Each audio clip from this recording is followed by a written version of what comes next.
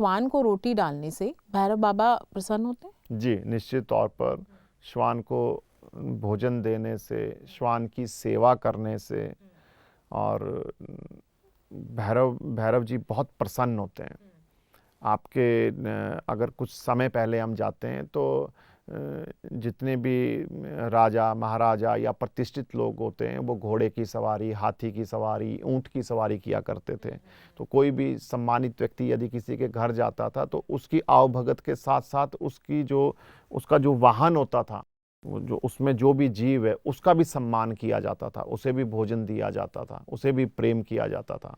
तो जिस तरह से गणपति जी की सवारी मूषक है तो हम उसे भी सम्मान देते हैं। भगवान शिव के गले में यदि सर्प है तो हम उसे भी सम्मान देते हैं। वो नंदी की सवारी करते हैं तो हम नंदी की पूजा करते हैं। तो उसी तरह से जो भैरव जी की जो सवारी है वह श्वान है, और यदि हम श्वान को प्रसन्न करेंगे, उसे भोजन देकर, उसकी सेवा कर कर, तो वह हमारे उस भाव से भैरव जी बहुत प्रसन्न होंगे। और भैरव जी क्योंकि बुरी नज़र, अभिचार, कर्म दोष, राहु, केतु, मंगल, शनि, जितने भी क्रूर ग्रह है उनके दोषों को दूर करते हैं। तो इन सब जो भी हमारे नवग्रह हैं, अगर हम इनके बुरे दोष से बचना चाहते हैं तो हमें भैरव की पूजा करनी चाहिए। जी जी, हमें भैरव की पूजा करनी चाहिए और उनका जो वाहन श्वान है जो उसकी सेवा करनी चाहिए, उसे भी प्रसन्न करना चाहिए। कभी भी किसी श्वान को दुत्कारना नहीं चाहिए। से बहुत से लोग ऐसे हैं कि श्वान के साथ उसे लात मार देना, या आपके अगर दरवाजे पर कोई श्वान आ जाए तो आप निश्चित तौर पर उसे कुछ भी खाने के लिए जोर दीजिए, क्योंकि श्वान यदि आपके दरवाजे पर आता है, कोई भी श्वान यदि आपके दरवाजे पर आता है तो आप भाग्यशाली है, क्योंकि वह आपको इस योग्य समझता है कि आप उसे कुछ देंगे। तो आप कहीं ना कहीं आप योग्य सिद्ध होते हो, या भैरव जी कहीं ना कहीं किसी स्वरूप में आपकी कोई विपत्ति हरने के लिए आए हैं।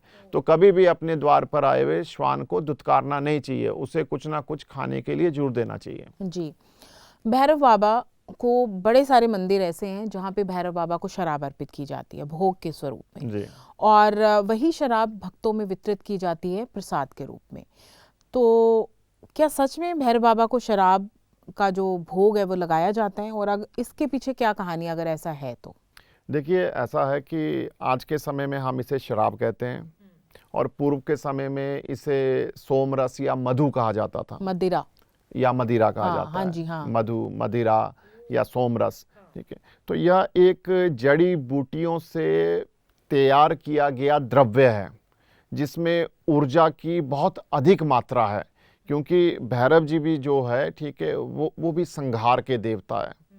ऐसा माना जाता है कि जब सृष्टि का संहार होता है तो उस समय भैरव जी नृत्य करते हैं, भगवान शिव तांडव करते हैं। अच्छा। तो शमशान के जो देवता माने गए वो भैरव जी माने गए। सभी भूत, प्रेत, यक्ष, गंधर्व, किन्नर, बेताल, जिन, जितनी भी इस तरह की शक्तियाँ, ऊर्जाएं हैं, ठीक है, वह सब भैरव जी के अधीन है। वह उनके प्रधान देवता है भैरव बाबा जी। तो उनके साथ बहुत सारी शक्तियां हैं। उनकी तृप्ति कुछ इसी तरह के तत्व से की जाती है, इसी तरह के तत्व से उनकी तृप्ति होती है। तो मदिरा को यहाँ पर एक तत्व के रूप में देखना चाहिए, ना कि किसी नशीली वस्तु के तौर पर देखना चाहिए।